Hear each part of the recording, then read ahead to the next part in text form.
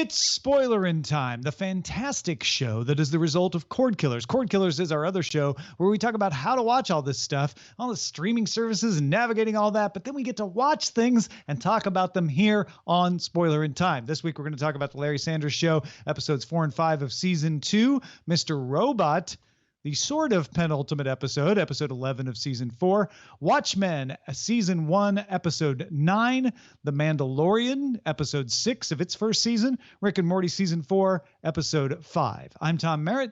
He's Brian Brushwood. Yeah, but most importantly, we got to start on. No. We have to start off by talking about the movie draft. We have to figure out. Congratulations, Tom. You're probably going to win.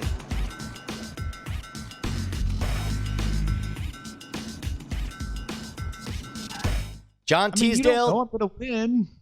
John Teasdale catch me, though. Right. John Teasdale's number 2. He's out of gas. He's got nothing. Playmobil the movie. Congratulations. You almost made $1 million. One day it will make $1 million. It's like Playmobil being the play school version of real toys. It was the play school version of a real movie. It almost made real movie numbers. I don't even have my Black Christmas money in yet either. So, by the way, I think it looks to me like Black Christmas is we will see whether or not the ratings indicate that it deserves it. It looks like it's trying to lean into cultural commentary about about the portrayal of women as victims in horror movies. Maybe it's super great and will have everlasting power, but I'm going to guess that Black Christmas is going to be pretty good for at least an initial pop. If it happens to be a good movie, I think it'll keep on going. So this is not factored into the numbers that we have on screen, but the estimate, what is it? The estimate for Black Christmas for the weekend of December 15 is $4 million when they expected 10. So, oh my goodness, that is a big surprise. No, a horror movie in Christmas. No. But sorry, I'm mainly viewing it through the lens of Blumhouse having a very it's good. My film, okay. Blumhouse has had a good run of culturally significant horror movies as vehicles of cultural commentary, and it looks like they were aiming for that with Black Christmas. I expected it to do well based on that, but I'm really surprised that it's not. But meanwhile, nobody else believes this. Only Tom and I believe this. But Cats is going to make all the money, and you're going to overcome, and you're going to defeat. Let's just say Cats makes $200 million. All right, could be more, could be less. There's all kinds of opinions. Let's just say it's going to make $200 million. That would put me at about $730 million. Which means that Brett Rounceville would have to have Star Wars make more than $730 million. Well, that'll certainly happen, but because Star Wars has to make 85%. Okay, he gets 85%. So Star Wars between now and January, whatever the end, has to make more than $730 million. Okay, now you're making me scared here, Tom. Hold on, real quick. Name Actually, a movie February. musical. We're going into February. Oh, we are, because we have a late movie in there, right? That's right. Tom, name a musical movie. I did Mamma Mia. Guess how much Mamma Mia made? Made $120 million. Les Mis. Chicago, I think, would be a good one, because Chicago had a lot of cultural clout, big soundtrack. 2002, Chicago made $170 million. Oh, Tom, I'm so worried now. Why? Well, $200 million Cats is better than Chicago. Right? Look, nobody's judging your Cats, Tom. We think your cats are great. I'm just saying, Cats is a bigger name than Chicago. I agree. Yeah, give me another one. People know Cats. $858 million would be the amount Star Wars would have to make if Cats only makes me $200 million. Only makes $200 million. Oh, wow. I know it's not based on a Broadway musical, but La La Land made $150 domestic. Not the same as Cats. We're talking. None of these comparisons matter because it's Cats. Cats is like a subculture. I agree, Tom. Let's do something that's relevant. The Muppets. Do you think Star Wars is going to make $858 million? Yeah, it's going to crush that. What's it going to make? It's going to make $1 billion. I think it could get close to $1 billion. Because they got JJ back. They have all the actors saying that they didn't like that last movie anymore. And I think Amtrak is going to win. God, I can't believe I'm saying this, but I think you're right for the first time ever. I think a single movie. Tom's first time getting it right. Oh, I know that's not what he meant. I mean, no. But Tom has been saying this nonstop, and I've refused to believe it until now. Finally, I am believing it. You are correct. Yeah. Unless Cats goes crazy somehow. Man, vote Crazy Cats. Let's get them cats crazy, man. Get them Cats crazy. I don't think Cats going to make $400 million, and I think it would have to. I think it'll be a crime if it don't. Also, Cats get 7 lives and 7 times the movie revenues. We forgot to mention that you take every human dollar, multiply it times 7, 9. You can't put a price on the memories. Yeah, dogs is 7. Is there a dog movie? Dogs get 7 lives. Cats get 9 lives. They get 9 because they're devalued compared to the dog. All right. Brian, do you want to excuse yourself, or do you want to get spoiled on Rick and Morty? Because we know you didn't finish this week's episode yet. I'll excuse myself. Okay. I'll be back. Just wait. All right. Hey, Tom. All right.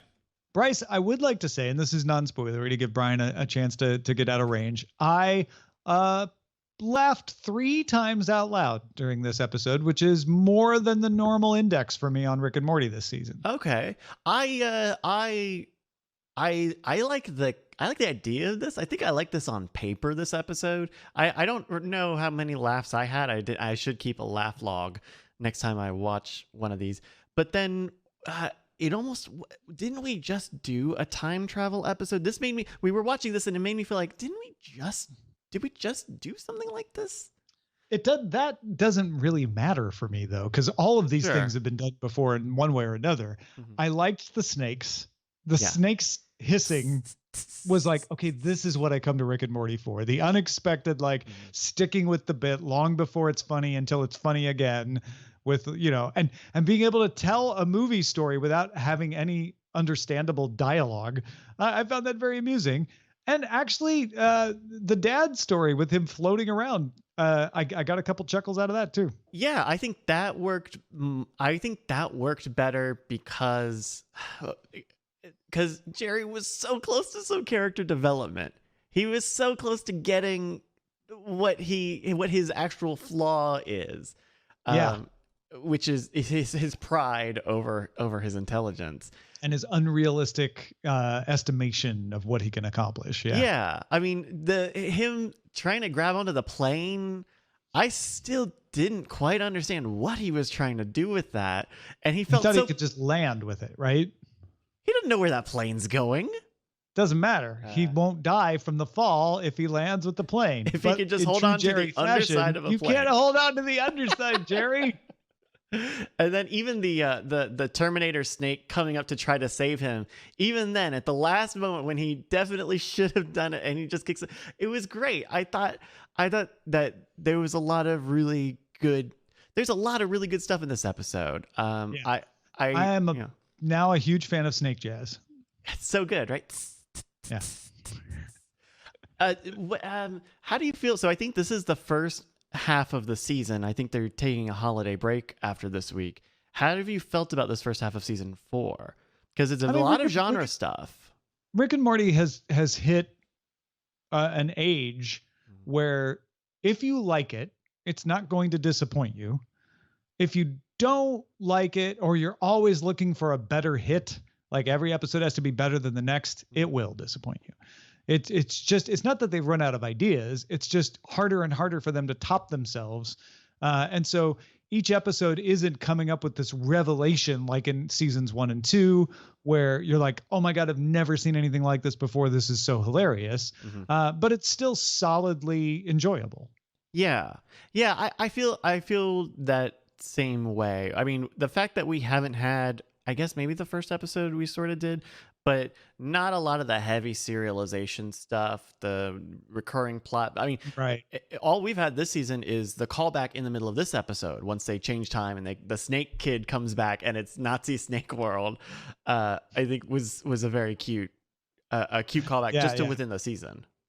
Well, and then, there's things that are not new anymore because we know Rick and Morty's world and rules, but I still was like, all right, when is he going to punch Morty? Because Morty doesn't have a black eye yet.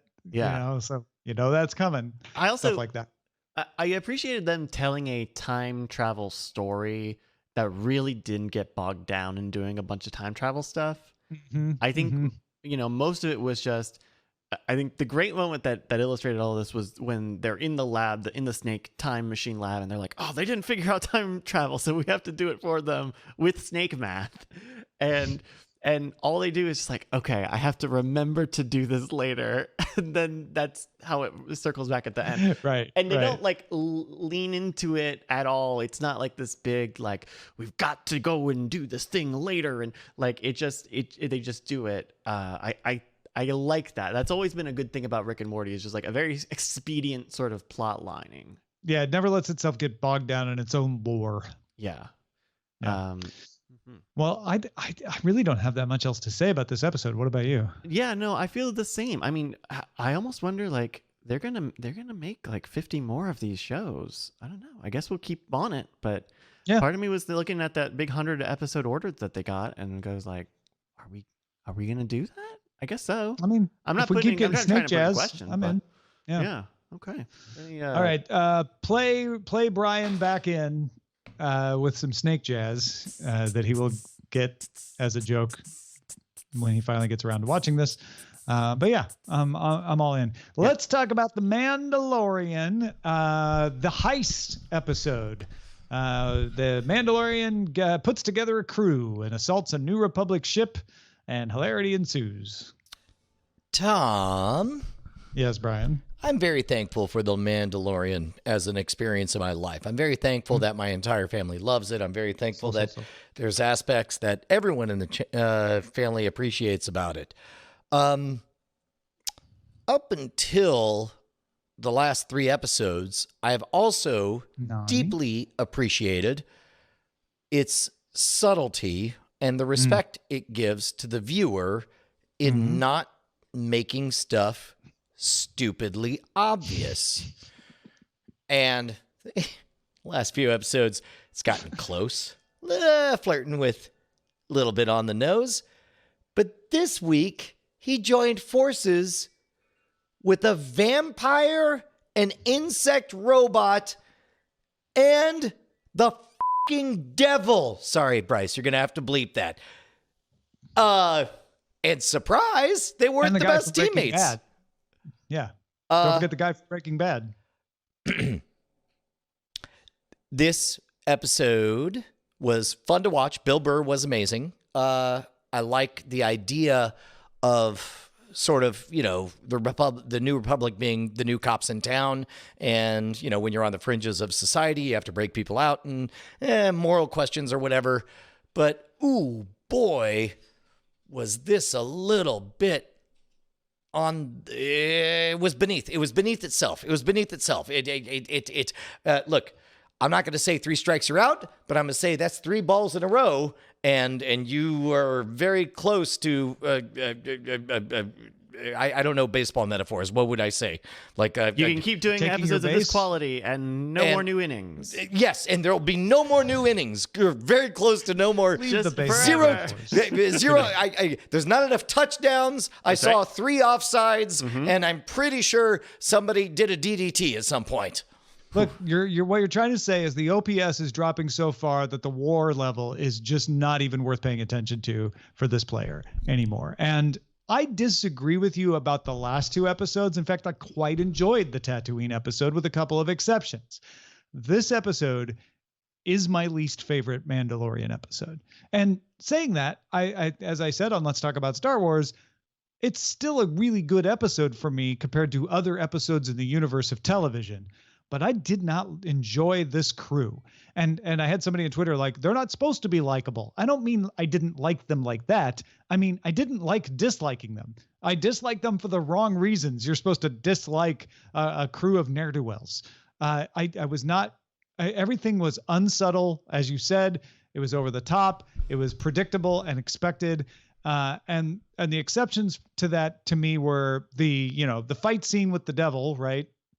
Because you get the unstoppable that was good moment where it's like you got the gotcha moment of the slam, and then the no, I'm not in trouble, and then the double gotcha. That was fun. Every tool that we have been taught by the Mandalorian was OP, right? Yep. Didn't work. And I was like, okay, that's pretty great.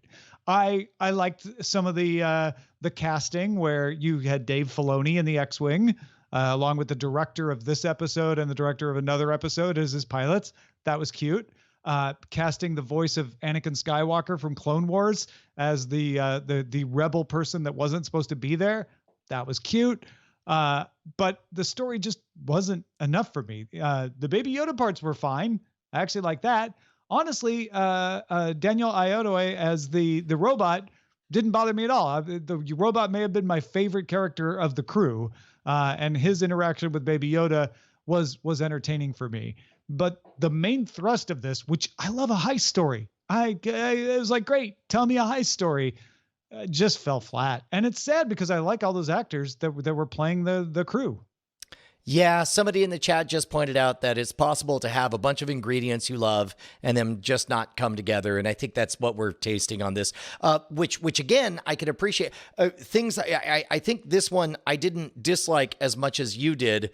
I like this in some ways more than the Tatooine story because I'm so allergic to going back to the original source material. None of this took place on this was forward focused about what does it look like when the good guys become the cops, and then how do we feel about the cops once the good guys have become the cops. So I at least appreciated that there was new territory being explored. It just and it was a fine, monster movie set piece or whatever. Some people called this their favorite episode of the run, though. So your mileage legitimately may vary, and that's fine. But yeah, this was I can't divorce my experience with this episode away from the last two episodes where I hesitate to even call them missteps. This is a show that legitimately, as a Star Wars property, is the best Star Wars property since the original trilogy, full stop. So it has a lot of credit in my book. It's just that this is the third step in a row where I'm like, that seems a little bit beneath you, Mandalorian. And each time it's been for different reasons. The first time it was because it was so on the nose, Seven Samurai. Second time it was because, we're going to the well of tying to the original trilogy. And now the third one is just like, okay, I like the idea of him joining a band of ne'er-do-wells, but could we just, turn down the reverse subtlety on this just a bit? No, I get it. You if you didn't like the last two, then this one's certainly not going to bring you back out of it. Just to be clear to the audience, I loved the Seven Samurai base. I didn't care if it was on the nose. I thought it was great. I am not allergic to going back to Tatooine if you don't rub it in my face and show me a bunch of, pandering illusions, which they didn't. So I don't have those problems that Brian had with the past two.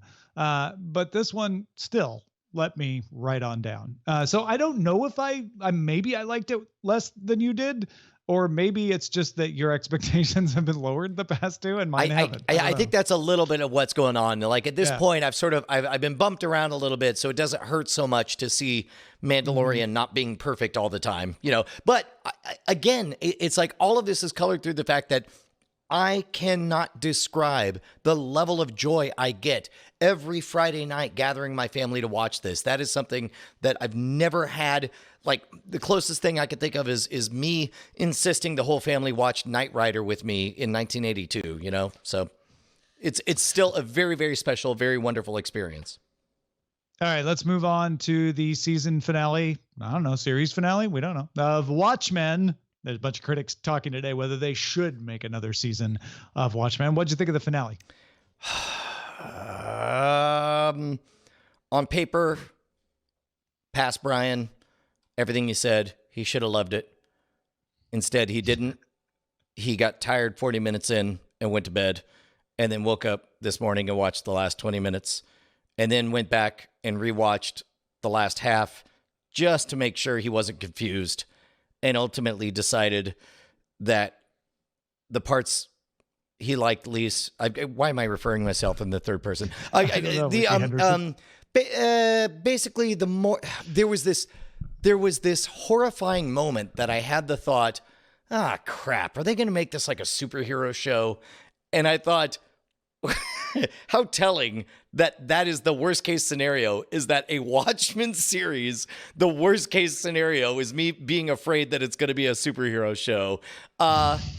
It's kind of a superhero show. I think I hated it. I don't know. I can't tell. I think you're finally giving in to your guilt that your best friend Justin doesn't like this show and you did, and you're like, I have to not like it in the end. No. And so your subconscious has fooled you into disliking it. I think I wanted it to emotionally make me feel how I felt at the end of The Leftovers, which, again, from Damon Lindelof.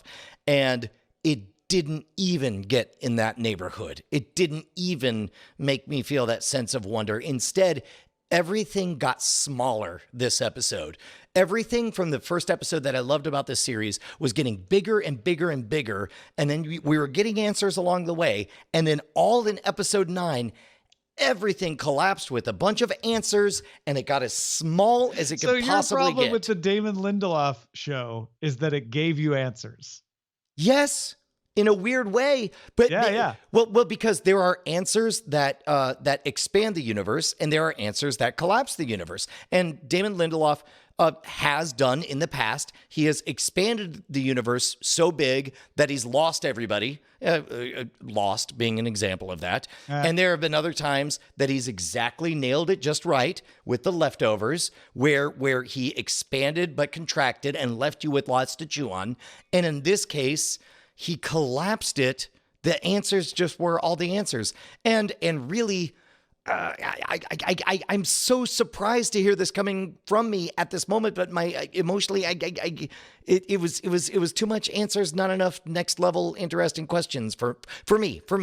Well, having said that, I'm glad it exists. I'm glad for the journey. I made the crack about critics debating whether there should be a season 2 or not. And TV's Meryl Barr in our chat room, hey Meryl, says that Damon Lindelof says he's done. So that does change your perspective on it a little if you think of this as this was the end of the story, not this is the cliffhanger to season 2, because answers at the end of a story are differently received than answers in the middle of what is an ongoing story. I don't know. I thought it was fine. I felt the same way about Watchmen after the finale as I did all the way through. It was enjoyable, was well done, loved the acting, interesting story. I never thought about it outside of the show. And so the elements here of Lady True, who's kind of my favorite character, and her backstory and the culmination and how that tied in to Veidt and where he was and explaining what was going on. I liked that. I liked that explanation. I felt satisfying to me that all this dumb stuff that Veidt was doing now made sense. And I'm like, oh, okay, it wasn't just dumb. There was an explanation. Good. I'm good with that. The resolution of Dr. Manhattan's story and the fact that he knew this was going to happen and he left the egg for her, it gave me maybe not a jaw drop, but it gave me a moment where I thought, oh, so he did plan for this. And as tragic as it was that she was going to lose it, he always said that they would only be in love for 10 years. And, we're tying back to that first conversation because to him, it all happens at the same time anyway.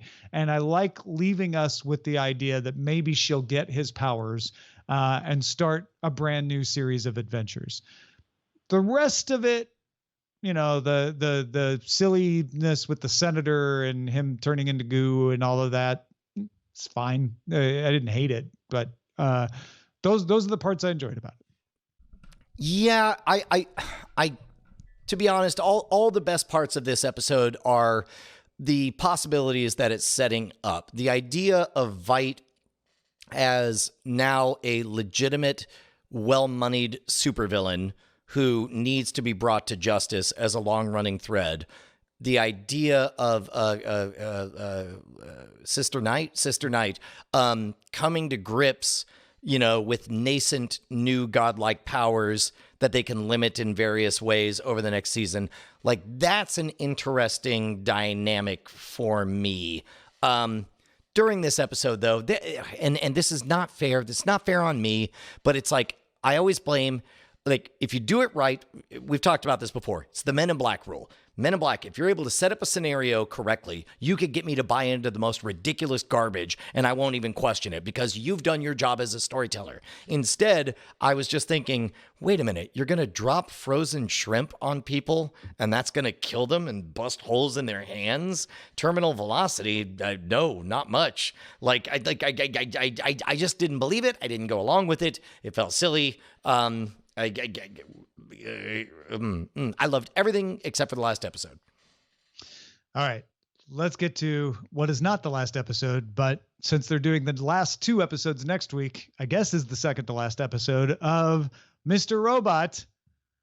And I was skeptical when we saw the Apple machine back, and here we are back with White Rose, and she's going to do the same thing she did with Angela, with Elliot. And I kind of knew something was up when he got into the nuclear place so easily. So I saw that coming. It was all right. And then she kills herself. The explosion happens, and suddenly everything became very interesting because we get the alternate universe, like literally an alternate universe where Elliot is the CEO of Allsafe. Elliot is well adjusted and doesn't wear a hoodie, where Wellick is the one with the hoodie and kind of the slight rebel in a Steve Jobsy sort of way. And Elliot's with Angela, and there's no Darlene, but Dad's still alive and still running the computer shop. And I was fascinated with where all this was going. Was it a hallucination? Was it an imagination? And then they have him come back into his apartment, but it has now turned into the Elliot we know's apartment, and the Elliot we know is there in his hoodie. And that's the end of the episode. They did it. They did the thing. Yeah. The thing that we speculated, wouldn't it be crazy if they did? They did it. Uh-huh. And now that we have it, I don't know how I feel. Are they dirdening their Durden? Are they putting a Durden on top of a Durden? Well, and is that as bad as putting a hat on a hat? I think in other words, is the Elliot in the sweater the real Elliot, and the Elliot in the hoodie that we have been following this whole time is in fact merely a personality inside the Elliot in the sweater who is suppressed? Oh, that's... And none of what we saw actually happened. Mm-hmm. It was all that personality's fantasy. Here is the unfortunate side effect of the very fact that you're asking that question, is it reduces my interest. Once anything's possible, who cares? Everything's made of rubber. It's not that anything's possible. Well, it's that the story you've been told was from a perspective of someone who was not what you thought he was.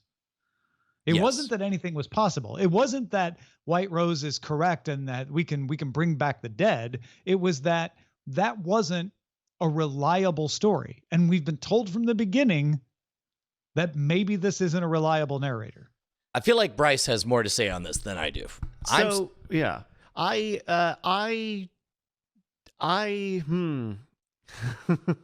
dig it. I dig it. I like the big stupid metaphysicals. Anytime a story goes and does this big stupid multiple universes thing, I love it. I love the fake out of we see Sweater Elliot and we're going around the day and like, oh, is he gonna like, jump into the mind and then, have an out of body experience, and we kind of get up turned around on that. I like that whole second half is just like a romantic comedy, like the first act of any romantic comedy, basically. I like that we didn't learn a lot about White Rose's machine, because I don't know that knowing what it does, how it does anything, how they find that timeline, how they X, Y, or Z, I don't think any of that is important because of how auxiliary it is to the rest of the story that we've told. But here's my question to you guys, right? So we're at this place where there are now 2 Elliots in this B world B. I would say world C, because there's A, which is our Elliot, B, which is the Elliot we just were introduced to, and C is clearly some kind of juxtaposition between the two, some kind of not A nor B. But you think there's a third Elliot? I think that both of them have been taken out of their world And it's not that one has been teleported into the other, but instead we're I don't seeing. think there's any worlds. I really don't. What? Again, I'm with Tom on this. I'm like, they've trained me enough time. I don't think that.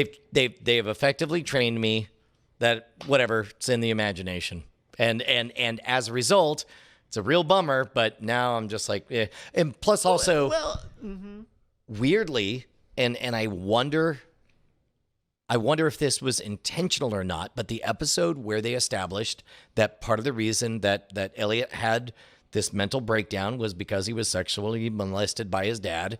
Like, we've never seen his dad except for one episode, one flashback that was presented unironically as this is what happened in the past.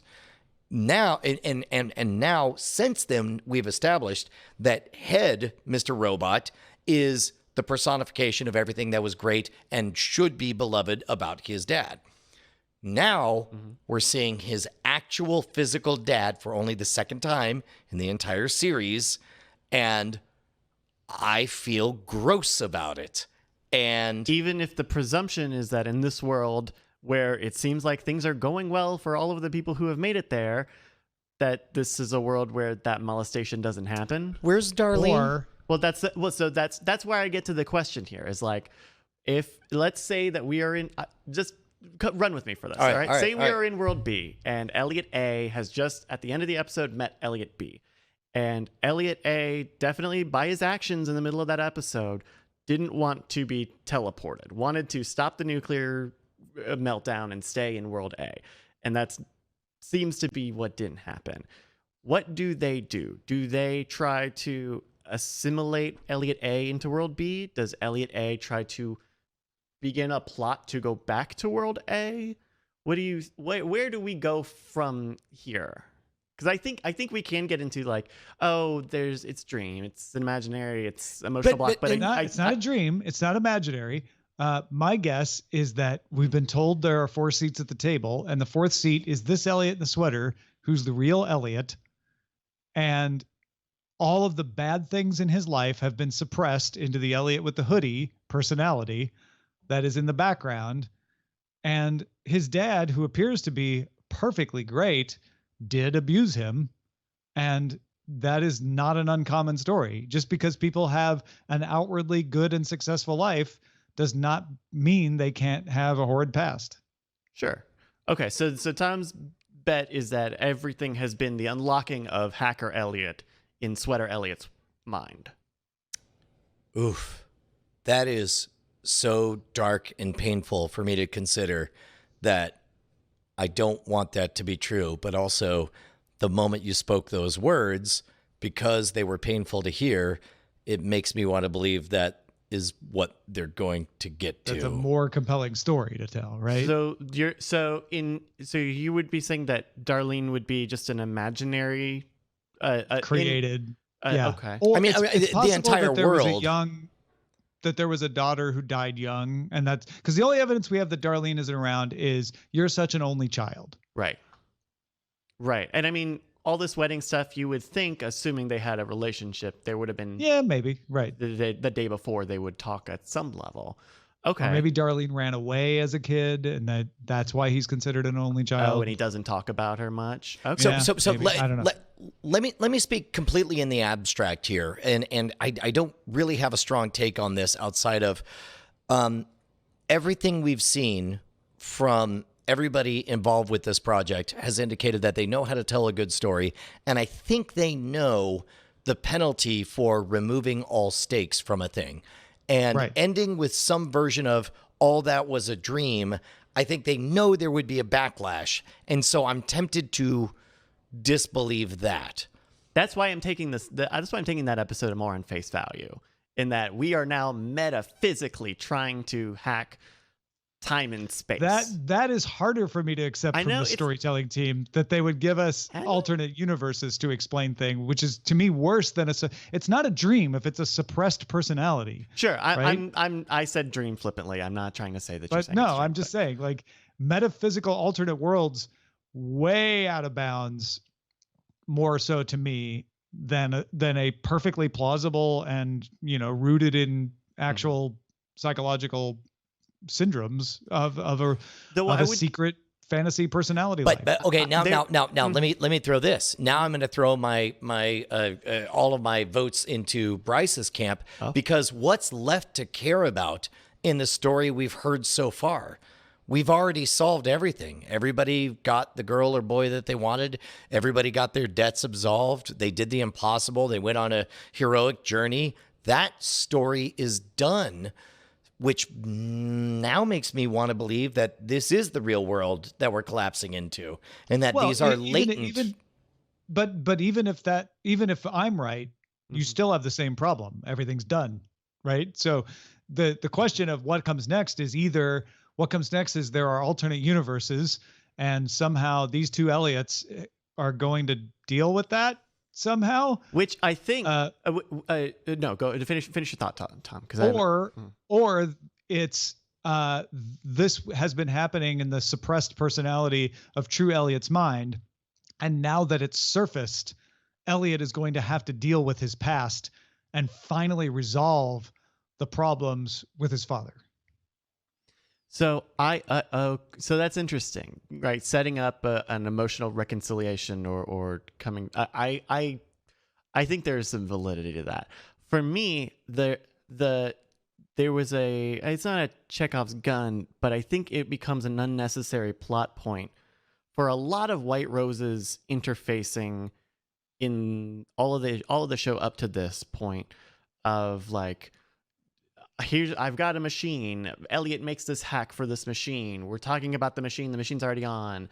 There's someone pointed out on a thread that I was watching that that the brownouts earlier in the last season corresponded to when Angela had her meeting with White Rose. That's interesting. Angela got kind of indoctrinated more or less. So story-wise, this was all saying like, oh, everything's decaying, society's falling apart. And but I think there's enough hooks in there that you wouldn't. It would be weird for all of those to be red herrings or just throwaway, for lack of a better word, if that part of the story doesn't play into it. I don't know. I actually don't think I've cracked it because there's some other problems with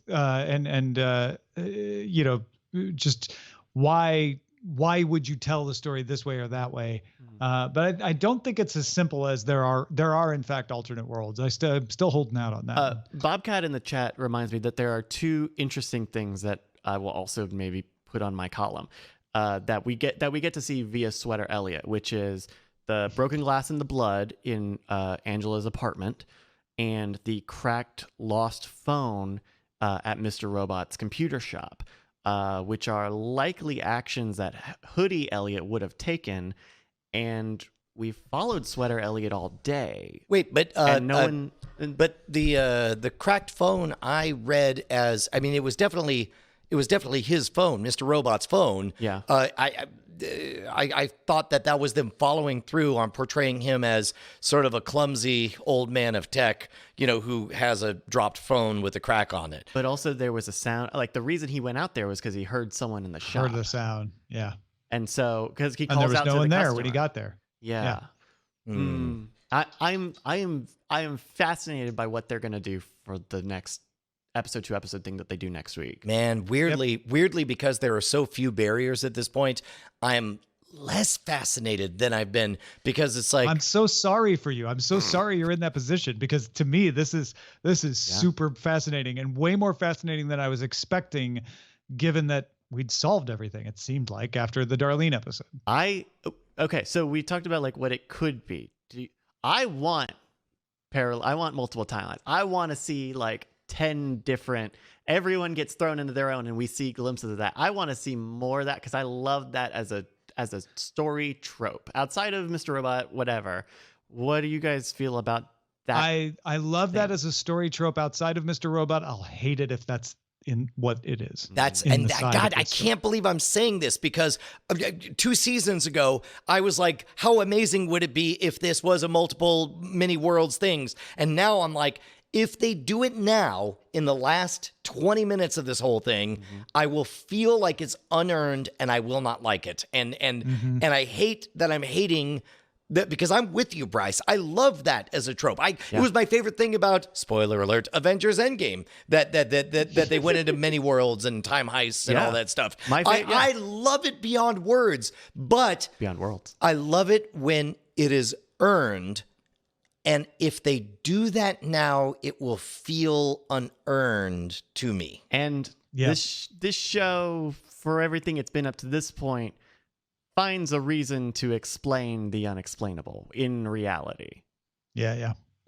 All right. Well, let's finish up with young Bob Odenkirk, baby Bob Odenkirk, showing up as the new agent in Larry Sanders' show, Larry's Agent.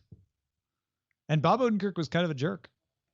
Kind of a jerk. Like quite literally, if he was redeemed, it was in the last 23 seconds of the entire episodes. No, sorry, fewer than that. If he was redeemed, it is the moment Rip Torn as Artie opens up the piece of paper and in the last 7 seconds says, "See you at the game." He's 100% a jerk. That's the whole point, is sometimes you need a shark, and weirdly, you need a shark that you can trust. And it also shows off Larry's reticence to be that person, right? We saw that earlier where he it knows he's at arm's length from everyone, and every time he gets close, he realizes why he's so distant from the people. And this is the same thing, where the money is more important than this emotional relationship he spent the whole episode, pining for. It's interesting. The credit for this episode is story by Victor Levin, teleplay by Gary Shandling, Paul Sims, Maya Forbes, and Drake Sather. I don't know the story behind that, but it is interesting that you don't usually get that with TV shows. And in fact, just looking through, I don't see that with any of the other Larry Sanders shows other than A Brush with Greatness. I do feel like this episode, more than most of the others that we've seen, had very specific overtones. And in fact, I wonder if this was one of the less approachable stories in the entire series, because my guess is not everybody has to deal with the neurosis of trying to be a people pleaser, trying to be the emotional center of a party, but also needing somebody to be a shark who makes false claims on your behalf about what you will and will not do, and you have to trust them so that you can, like in so many ways on paper, this is one of the least relatable episodes of the show, which makes me less surprised if there were, a lot of people putting everything into it that were, came from real moments that they had. Right. In other words, if Victor Levin was like, can we tell the story of when this happened? And Shandling, Sims, Forbes, and Sather said, yeah, we'll turn that into a script. Not a problem. Yeah. I don't know. Wouldn't be surprised. I'm speculating, but it was a compelling episode. I thought it was good. Yeah, it did. It had a tension that we've not seen before. I'm not gonna lie, it was really hard for me to pay attention to anything but how young Bob Odenkirk looked. Odenkirk was. Yeah, no, here. Like, is that really him? Oh no, I can kind of hear him. Yeah. And then meanwhile, followed up with the Hanker Sizer. Very simple bottle episode, right? This is talking about what it means to, you give endorsements and then things out of your control. Turns out that you're overly liberal on it, and now there's an accounting that comes for you. And there was a nice little background of journalistic ethics and how journalism actually gets done in the world and decisions are made that I thought was fairly true to life as well. Did the end joke, the end button joke that they have on this, where it's Hank and he's like, I'm making cellular telephones now. Was I dumb for not understanding that? Where no, it's like, it's a fairly discredited belief that cell phones caused cancer. Yeah, okay. That I guess was still prevalent enough to make that a fun no. joke. As a matter of fact, it was just, 93? if this was 92, 93, it would have been fringe and on the upswing. It hit its peak around 98, 99. That was around the times that you would see A bunch of people were forwarding the picture of an X-ray that was purported to be of a tumor in the shape of a cell phone up against somebody's head or whatever. So this would have been a fairly savvy joke at the time about a trend that was on the upswing. Yeah, that's one of the rare. I mean, there are so many like celebrity references and like all of the Jay Leno and Conan and David Letterman talk that kind of that is of the time. But I think that's the most prominent one that is like not aged, just fully well dated. Yeah, like I don't even want to say it didn't age well. It just aged confusingly because you're like the only way to properly well, did they mean it this way or that way? Mm-hmm. The only way to know the answer is to Google what year it came out. Right? It aged confusingly. Yeah. Mm-hmm. Yeah. Agreed. Next week we get David Letterman, apparently, according to the thumbnail that showed up on my screen. So interesting. Can we real quick just talk about how garbage the HBO Now app is? Like every time, whether it's on a desktop or a phone or whatever, they're like, "Hello, it's me, HBO. I assume you're here for whatever the latest thing is." I'm like, "No, I'm here for yet another episode of the series I've watched 2 seasons of." And we're like, "Whoa, what's that series again?" And I have to type in Larry Sanders. It's in your My List. Go to your My List. I put it in the My List. It's in the My List. It's way quicker. I know. I had the same issue with Veep, and Veep's at the bottom of that list. Veep starts with Man, it's so funny. I never have this problem. You just got to put it in your My List, which I think is dumb that they don't. It's not in my list, but I never have this problem. Wait, how do you have a link? I go to the Apple TV. God damn it, Apple TV, of course. And I say, of course. There's the next Larry Sanders. Perfect. Boom, play. Well, sorry, Professor 1%. That's your supervillain right, character. Because the Apple TV is so expensive. Only us rich people can afford one. Ooh, look at me with my Siri remote. I'm Tom Merritt. All right. Any other thoughts on Larry Sanders Show? No, continue to love it and continue to wonder why anyone who isn't us loves it. I feel like we're unfairly getting more out of it because we work in some version of that biz, But talk show drama was the thing at the time, right? Yeah. I mean, imagine the Jay Leno, Conan O'Brien thing, but happening every year. Yeah. All right, folks. Thank you again for a wonderful year of Spoilerin' time. We'll be back with more spoilering on January 6th. If you're like, wait a minute, I have to wait for January 6th for Mr. Robot recap. It probably will take you that long to process it anyway, especially because it's 2 episodes. So hang in there. You will get our thoughts about it. And just thank you for supporting us throughout this entire year. We super appreciate it. And we'll spoil you again in 2020.